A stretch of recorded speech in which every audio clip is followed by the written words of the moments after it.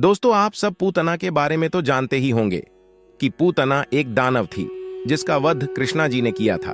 दोस्तों, क्या आपको पता है पूतना पिछले जन्म में कौन थी और वो दानव कैसे बनी? चलिए हम आपको बताते हैं। पूतना कंस की दासी थी जिसे उसने कृष्ण को मारने के उद्देश्य से गोकुल भेजा था।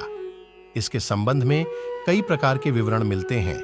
एक जगह इसे कंस की बहन तो दूसरी जगह उसे घटोदर राक्षस की पत्नी बताया गया है और पुराण में पूतना को कैतवी राक्षस की पुत्री और कंस की पत्नी की सखी बताता है।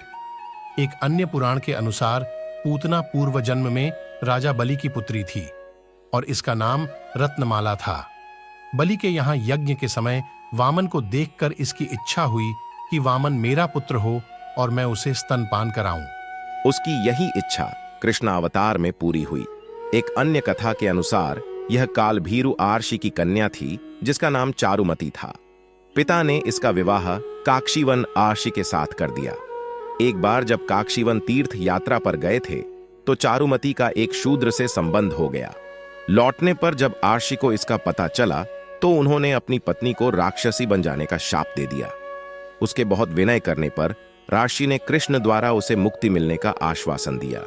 उधर जब कंस ढूंढ ढूंढ कर नवजात शिशुओं का वध करवाने लगा, उसने पूतना नाम की एक क्रूर राक्षसी को ब्रज में भेजा। ये वही दानव पूतना थी।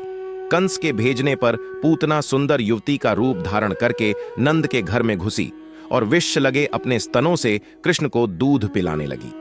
गोकुल में पहुंचकर वह सीधे नंद बाबा के महल में गई और शिशु के रूप में सोते हुए श्री कृष्ण को गोद में उठाकर अपना दूध पिलाने लगी। उसकी मनोहरता और सुंदरता से उसने यशोदा और रोहिणी को भी मोहित कर लिया। इसलिए उन्होंने बालक को उठाने और दूध पिलाने से नहीं रोका।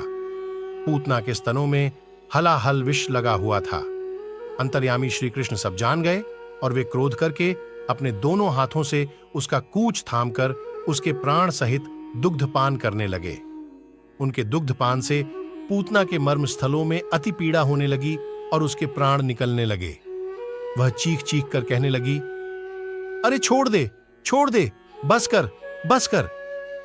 वह बार बार अपने हाथ पैर पटकने लगी और उसकी आंखें फट गईं। उसका सारा शरीर पसीने में लटपट होकर व्याकुल हो गया। वह बड़े भयंकर स्वर में चिल्लाने लगी। उसके नेत्र उलट गए। उसका सारा शरीर पसीने से लथपथ हो गया। उसकी चिल्लाहट का वेग बड़ा भयंकर था। उसके प्रभाव से पहाड़ों के साथ पृथ्वी और ग्रहों के साथ अंतरिक्ष डगमगा उठा। सातों पाताल और दिशाएं गूंज उठीं। बहुत से लोग वज्रपात की आशंका से पृथ्वी पर गिर पड़े। इस प्रकार निशाचरी पूतना के स्तनों में इतनी पीड़ा हुई कि वह अपने को छिपा न सकी, राक्षसी रूप में प्रकट हो गई। उसके शरीर से प्राण निकल गए, मुंह फट गया, बाल बिखर गए और हाथ पांव फैल गए। जैसे इंद्र के वज्र से घायल होकर वृत्रासुर गिर पड़ा था, वैसे ही वह बाहर गोष्ठ में आकर गिर पड़ी। पूतना के शरीर ने गिरते गिरते भी 6 कोस के भीतर के वृक्षों को कुचल डाला। यह बड़ी ही अद्भुत घटना हुई। पूतना का शरीर बड़ा भयानक था। उसका मुंह हल के समान तीखी और भयंकर दाढ़ों से युक्त था। उसके नथुने पहाड़ की गुफा के समान गहरे थे और स्तन पहाड़ से गिरी हुई चट्टानों की तरह बड़े बड़े थे। लाल लाल बाल चारों ओर बिखरे हुए थे। आंखें अंधे कुएं के समान गहरी, नितंब नदी के करार की तरह भयंकर।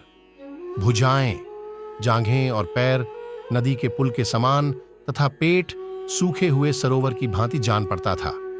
पूतना के उस शरीर को देखकर सबके सब ग्वाल और गोपी डर गए।